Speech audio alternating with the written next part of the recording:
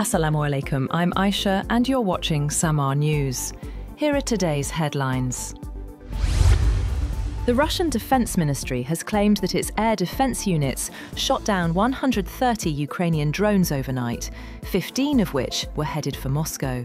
The mayor of Moscow said that 4 more Ukrainian drones en route to the capital were brought down on Monday morning, and that emergency services were on the scene.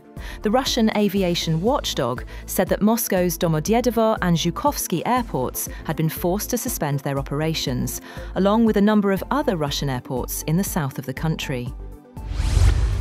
At least 37 people have been killed in flash floods triggered by torrential rains in Morocco's Atlantic coastal province of Safi.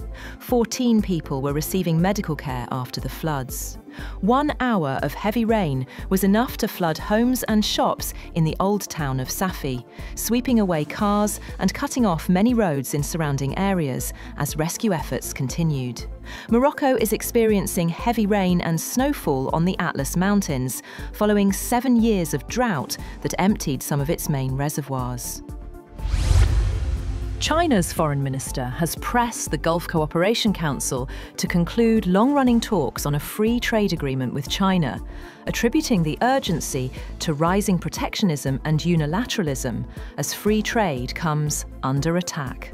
Chinese Foreign Minister Wang Yi said a successful FTA will send a strong signal to the world about defending multilateralism, adding that China was supportive of the bloc strengthening its strategic autonomy and coordination and advancing its integration process. Germany has announced an immediate end to its Afghan refugee resettlement programme, revoking earlier commitments and blocking hundreds of Afghans from entering the country, citing security concerns and shifting political priorities. According to German broadcaster DW News, all previous promises and commitments made to Afghan refugees have been withdrawn. As a result, 640 Afghan citizens who were waiting in Pakistan to relocate to Germany will no longer be allowed to enter. The Pakistan Navy has successfully carried out a live weapon firing of the FM-90 NER surface-to-air missile, reinforcing its operational preparedness and maritime defence capability in a complex threat environment. The Navy conducted the live firing exercise in the North Arabian Sea, where a naval ship launched the missile as part of a scheduled firepower demonstration. The exercise was aimed at validating the Navy's ability to counter aerial threats in real operational conditions. 2 alleged gunmen who killed 15 people at a Jewish celebration at Sydney's Bondi Beach are a father and son, as Australia began mourning victims of its worst gun violence in almost 30 years. Police said the father, a 50-year-old, was killed at the scene, taking the number of dead to 16, while his 24-year-old son was in a critical condition in hospital. The father and son have been identified as Sajid Akram and Naveed Akram, respectively, by the Australian state broadcaster and other local media outlets.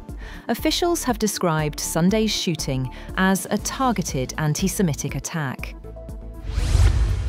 Meanwhile, a Sydney fruit shop owner who wrestled a gun from one of the alleged attackers during the mass shooting at Bondi Beach is recovering in hospital after undergoing surgery for bullet wounds to his arm and hand. 43-year-old Ahmed Al-Ahmed was identified on social media as the bystander who hid behind parked cars before charging at the gunman from behind, seizing his rifle and knocking him to the ground. Ahmed's cousin, Mustafa, told the media that doctors informed the family that Ahmed was stable following surgery. 17 people have been killed and 20 others injured after a bus carrying school children fell off a cliff in a rural area in northern Colombia. In a post on X earlier, the governor of Antioquia said the bus was traveling from the Caribbean town of Tolú to Medellín after a school trip and was carrying students from the Antioqueño High School. He added that the students were celebrating their graduation on the beach.